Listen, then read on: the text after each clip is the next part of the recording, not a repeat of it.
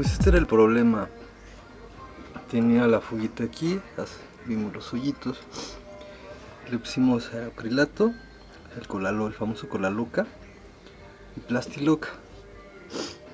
Se envolvió bien, ya lo probamos, ya no escapa nada de aire. Entonces ya vamos a ponerle su tapa, su mica, y a ponerlo en el tanque para comenzar a hacer algunos cortes. Como detalle hay que ver brevemente el mecanismo. Cuando el aire entra aquí a presión, hace que esto tienda a enderezarse.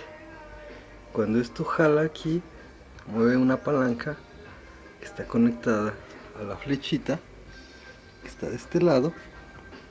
Entonces, simulándolo, hace esto. Conforme el aire empuja, la flecha tiende a subir y eso nos indica la presión que existe de aire. Así funciona este particularmente.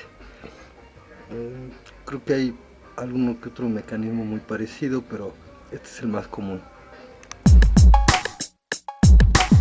Otro detalle, este es el mecanismo que regula el punto en donde está la flecha.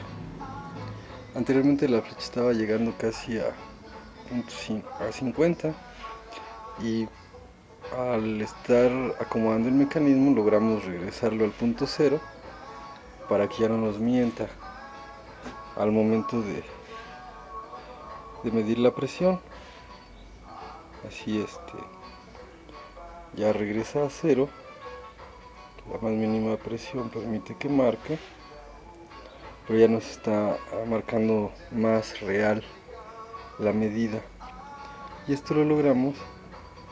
Primero abrimos un poquito esta patita hacia abajo, es decir, la jalamos un poco, la enderezamos que está medio chueco y terminamos abriendo un poco más el espacio aquí también para completar el ajuste. Ahora ya está bien, vamos a ponerle su tapa, a cerrarlo y a trabajar.